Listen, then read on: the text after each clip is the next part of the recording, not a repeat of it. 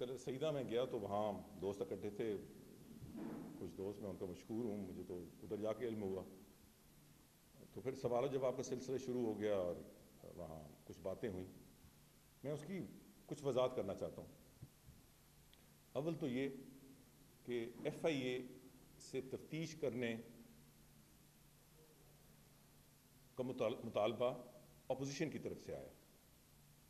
ایک سے زیادہ اپوزیشن لیڈر نے سوال اٹھایا کہ ایف آئی اے کیوں خاموش ہے. یہ انیشیٹو میری طرف سے نہیں آیا. عمران خان صاحب کی طرف سے تو باقاعدہ میرا نام لے کر یہ کہا گیا کہ اب نثار پہ یہ ذمہ داری عائد ہوتی ہے کہ ایف آئی اے اس کی تفتیش کرے. تو میں نے جو کچھ کہا وہ اپوزیشن کے اور خاص طور پہ عمران خان صاحب کے اس بات کے جواب میں تھا. اور میں نے یہ کہا تھا اور میں پھر اس بات کو دہراتا ہوں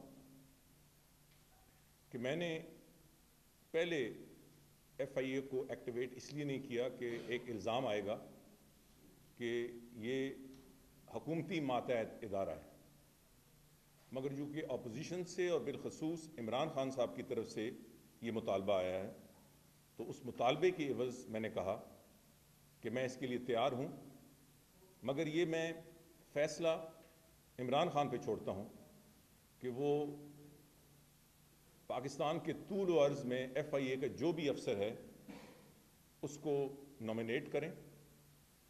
ہم اس کو باقاعدہ نوٹیفائی کر دیں گے.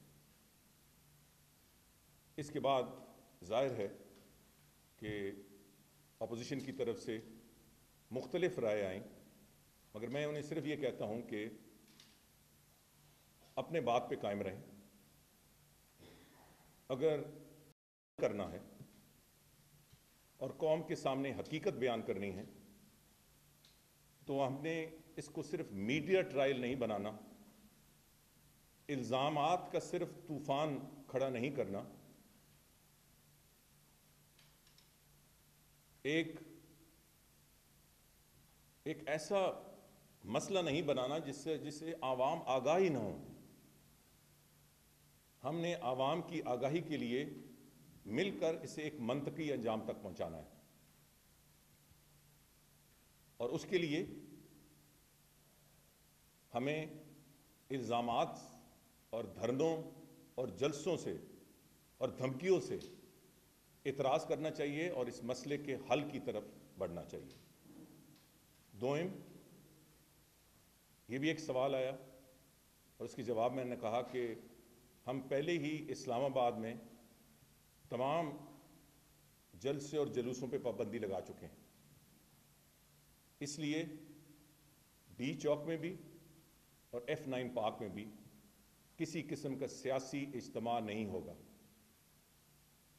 اس کی ایک جھلک آج سے چند دن پہلے آپ کے سامنے آئی، جب ایک چیلم ہو چکا تو ایک اور چیلم کے سائے یا فساد میں یہاں دو مختلف جگہوں پہ اس بات کا اعادہ کیا گیا کہ چیلم پھر ہونا.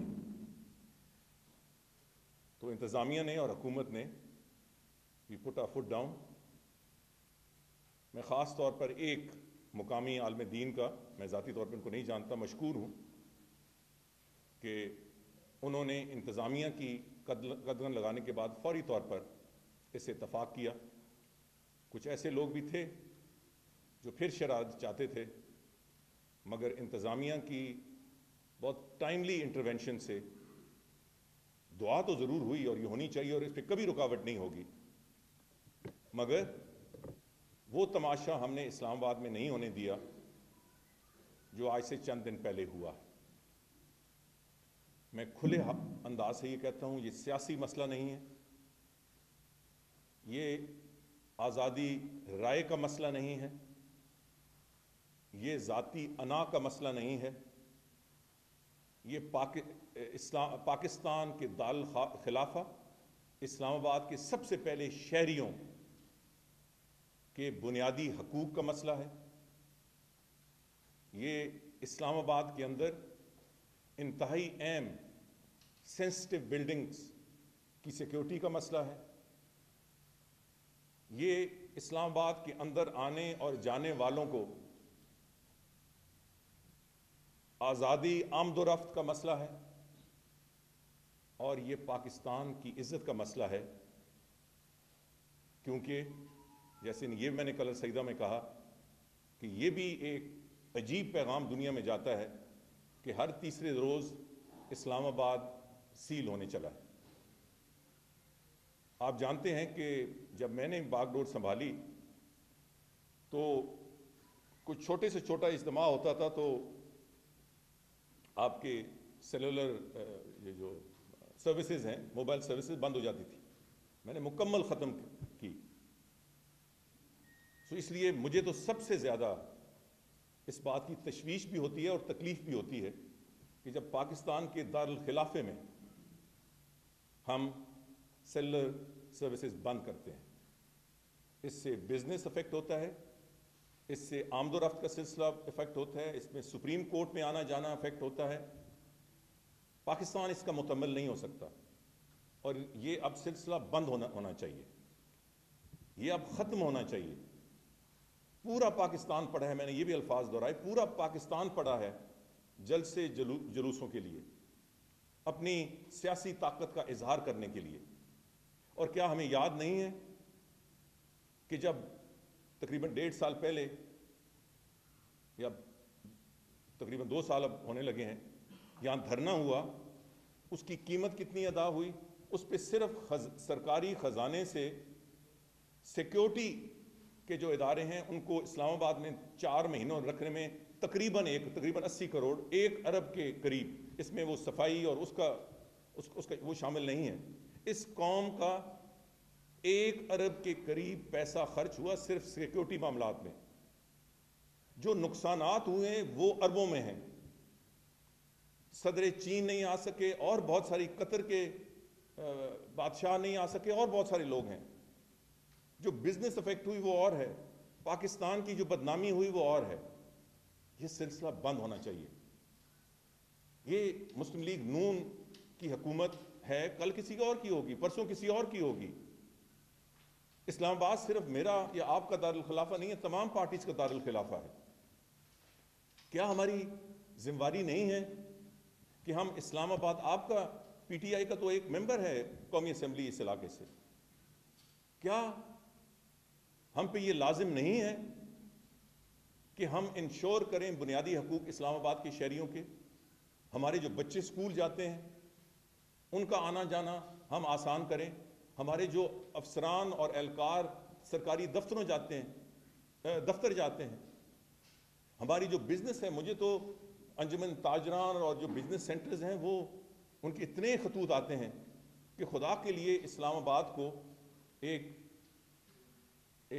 ٹرانسپیرنٹ اور پرامن شہر بنائیں، اور یہ جو روز قدغن لگ جاتی ہے اس میں رکاوٹ ہے، تو یہ میری ذمہ داری ہے۔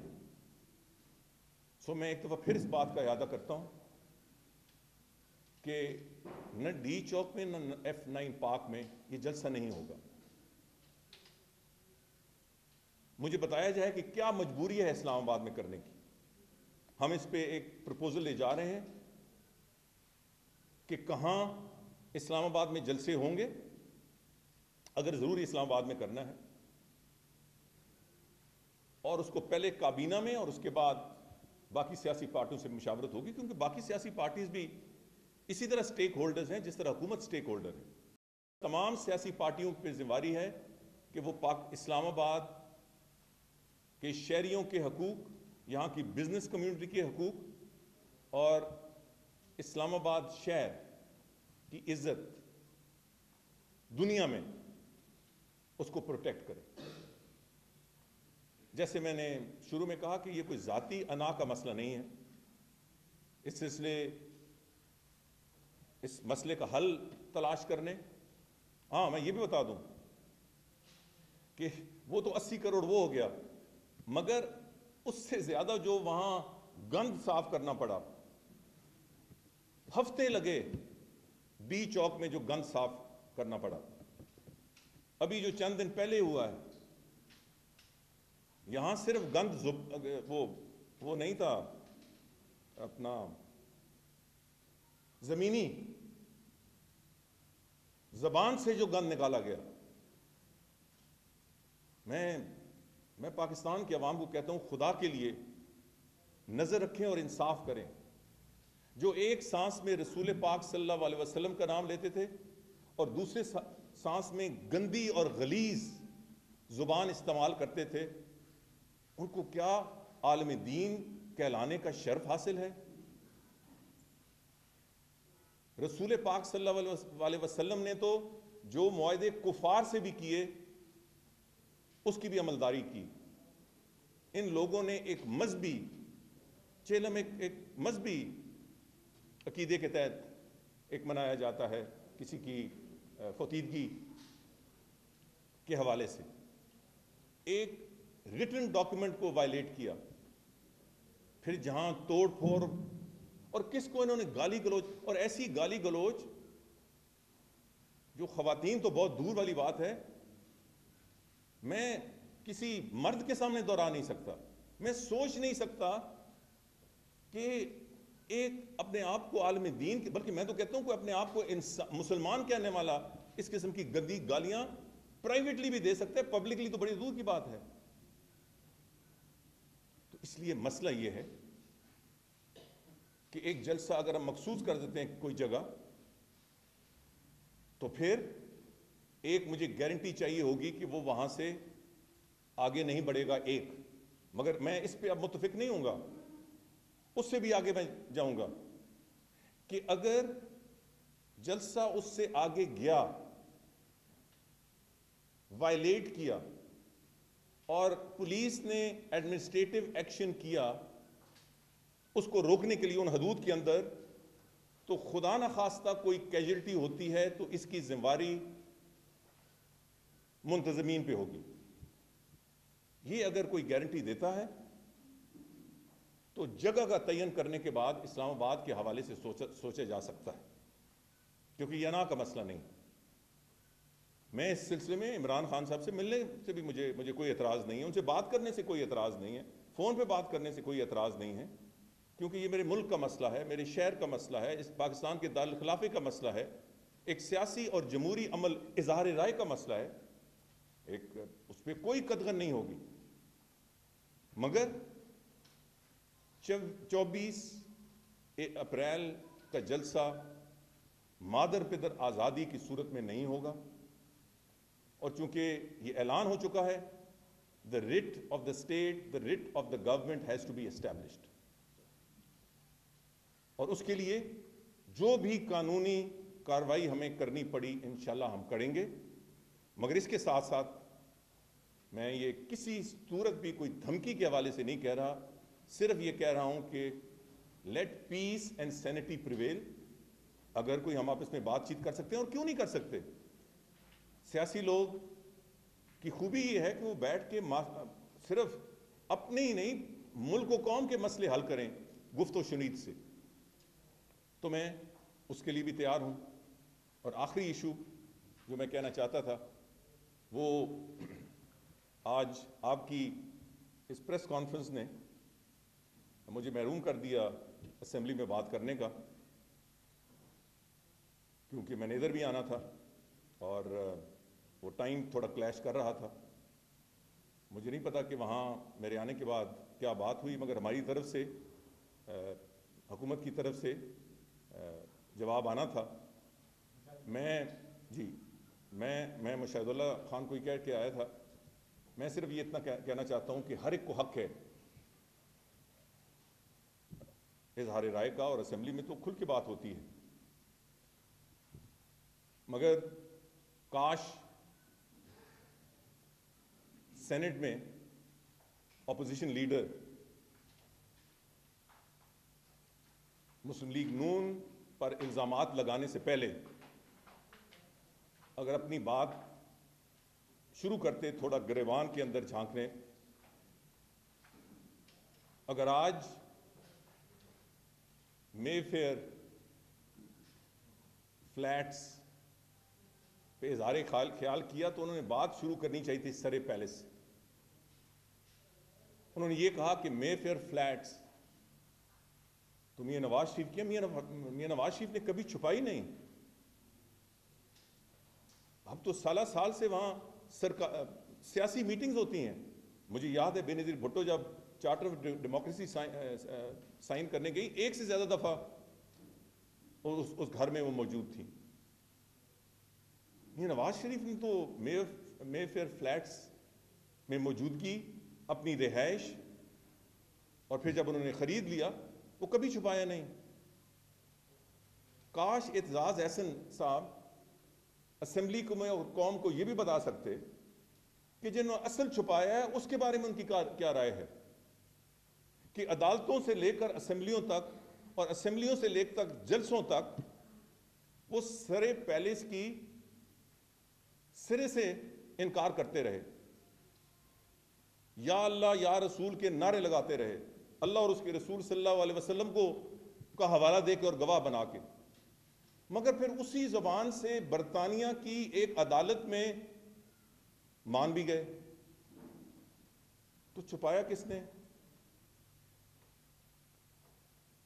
میں ابھی چونکہ اسمبلی کا اجلاس جاری ہے، میں وہاں بات کروں گا ایک دو دنوں میں اس مسئلے میں بھی، اور بھی میں تو کہتا ہوں اس پہ بھی تحقیق کریں اور ہم سب ایک دوسرے کی تحقیق کریں چاہیے. اور میں عمران خان کو بھی کہوں گا یہ صرف اس کو ہم ایک سیاسی سٹنٹ نہ بنائیں.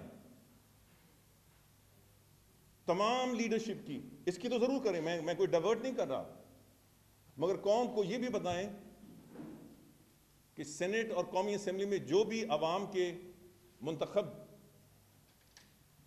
نمائندے ہیں وہ اپنے آپ کو تحقیق کے لیے اور احتساب کے لیے پیش کریں. اور میں انشاءاللہ تعالیٰ سب سے پہلے اپنے آپ کو کروں گا، مگر ایک خود احتسابی ادارہ ہم صرف پارلیمنٹیرینز کے لیے مخصوص کریں اگر وہ سچے ہیں. تو میں نے ہمیشہ اعتراض کیا ہے الزامات لگانے، کبھی کبھی جب وہ چھاڑ ہو جاتی ہے دوسری طرف سے جھوٹ کی اور فریب کی تو تھوڑی بہت جھلک دیتا ہوں. میں سمجھتا ہوں کہ اب وقت آ گیا ہے. وہ جو عمران خان کہتے ہیں کہ ڈیفائننگ مومنٹ، یہ پھر ڈیفائننگ مومنٹ ہونا چاہیے. پھر یہ نہیں کہ جس سے آپ کو سیاسی فائدہ ہو اس کا تو احتساب چاہتے ہیں اور باقیوں کا نہیں چاہتے. میں عمران خان کے ذاتی حوالے سے بات نہیں کر رہا، پر اس میں ہم سب پیش ہوں، پھر اس میں اعتزاز احسن بھی پیش ہوں. میں تو بھرا بیٹھا ہوں اس میں. یہ جو لیڈر دی اپوزیشن ہے وہ بھی میں پوچھوں گا، میرے الزامات نہیں ہیں. نیب کا وہ فائل مجھے کسی نے بھیجی جب یہ موصوف میرے پہ آوزاری کر رہے تھے میرے بیانات پہ. ہم قوم کے سامنے پھر سب کا احتساب کریں اور سب سے پہلے سائیڈ بائی سائیڈ